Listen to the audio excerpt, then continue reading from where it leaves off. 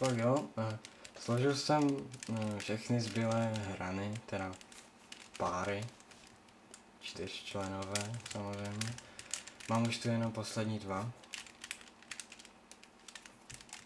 Páry po 4, samozřejmě. Jsou celkem dost rozhozené a každý by si řekl, že je v tom celkem chaos, ale je to vlastně to samé jako u 4. Jistě jsem vás učil takový trik, že když máte 2, jestli si vzpomínáte, jak jste viděl můj návod, že poslední 2 hrany, že 2 stejné v téhle řadě a 2 stejné v téhle řadě. A ten trik vypadal takto.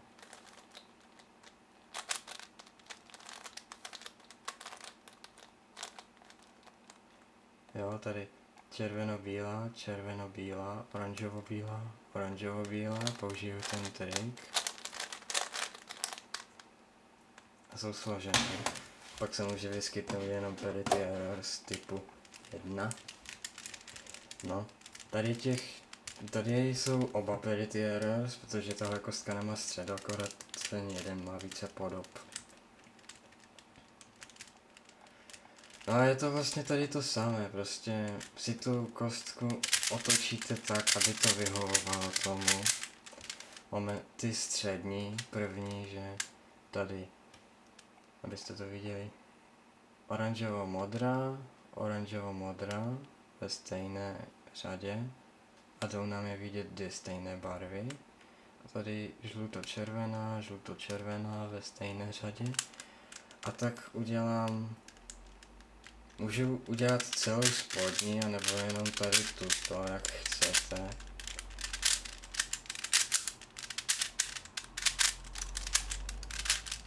Promiňte, že nevydávám algoritmy, ale vy byste to měli znát, pokud jste viděli návod na moji Rubikovou kostku 4x4x4.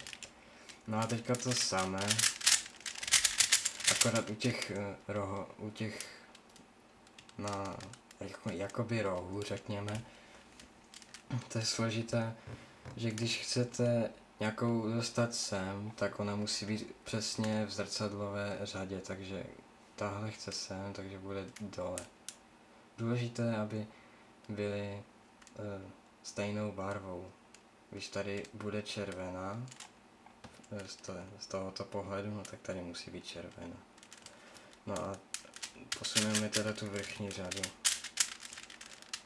A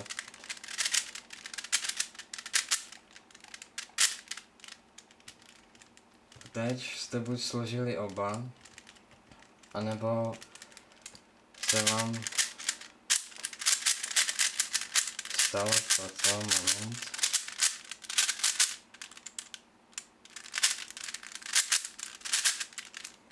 Buď jste složili obě hrany, anebo se vám vyskytlo tohle, což není nic překvapivého pro nás. My to skládat umíme, jen o tom nevíme. Je to ten případ, kdy na vrchní vrstvě, no něco takového, řekněme, že máme zbytek kostky složený, skládáte žlutou vrstvu a hrany otáčíte a nakonec zjistíte, že jenom jedna jediná je otočena. Tak použijete ten algoritmus, který začíná takto.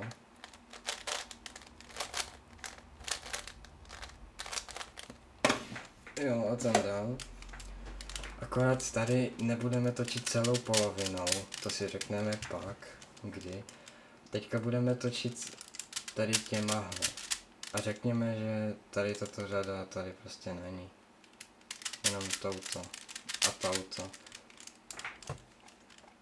Představme si, že v tom algoritmu to, co bylo R, je toto a to, co bylo R s hvězdičkou nebo D s hvězdičkou a tak jsou ty dvě vrstvy. No a pak vám řeknu, kdy to je s tím prostředkem úplně, takže to bude vypadat asi nějak takto.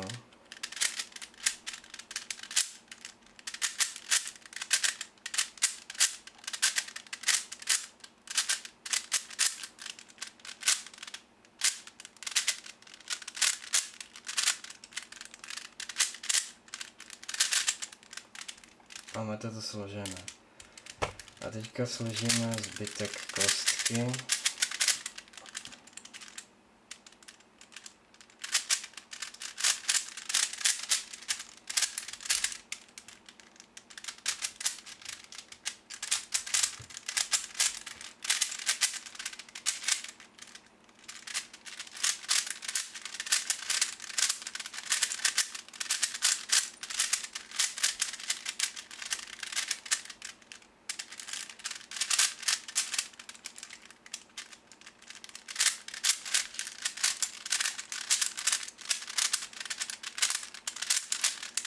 ano, menší zdržení. No a to je přesně ono, to samé co u 4, skládáme 4. vrstvu, zjistíme, že všechny hrany jsou otočené, rohy neřešme a jedna hrana přebývá. A to je tento případ, že budeme to řešit jako u kostky, prostě R je toto, U je toto a tak, prostě jedna vrstva. A R, D s hvězdičkou a tak, prostě F, U je celý prostředek, takže to bude vypadat asi nějak takto.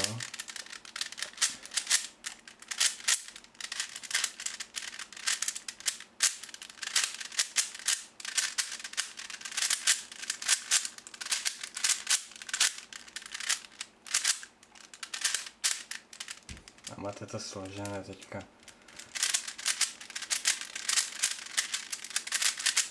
Jak umíte složit zbytek, to je na vás. Ale všem se může vyskytnout druhý parity errors, což mám pocit, na který jsem právě narazil.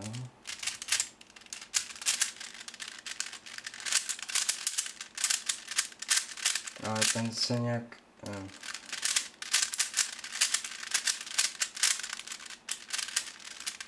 Ano, to je ono, že složíte zbytek a máte prohodit buď tyhle dvě hrany, nebo tyhle dvě, nebo tyhle tyhle dva rohy, to má různé podoby. Vždycky postačí ten jeden a když ho použijete v jakékoliv situaci, ale ztratíte tím čas, že? Ale když to neskládáte na čas, no tak prostě to je ten, jak začínáte tou polovinou takto, jako u s hvězdičkou. Tak, potom tak. Nějak tak to vypadá. No a tady to samé, prostě U je toto, E je toto, L je toto a U s hvězdičkou je toto. Jo, takže to bude vypadat asi nějak takto.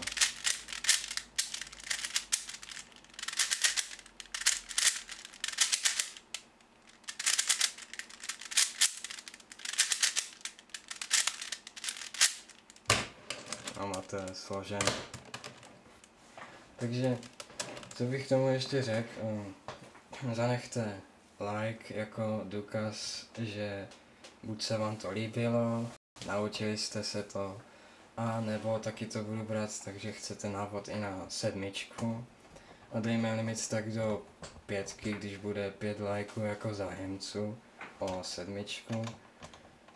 Když tak zanechte i koment. Když bude 5 lajků a 5 komentů jako zájem o 7, tak udělám i další návod. Když ne, no tak bude buď později, anebo vůbec. A jinak zanechte odběr, pokud chcete, ale ten vlastně slouží jenom k tomu, když zapnete YouTube, no tak se vám to zobrazí, že jsem nahrál nové video.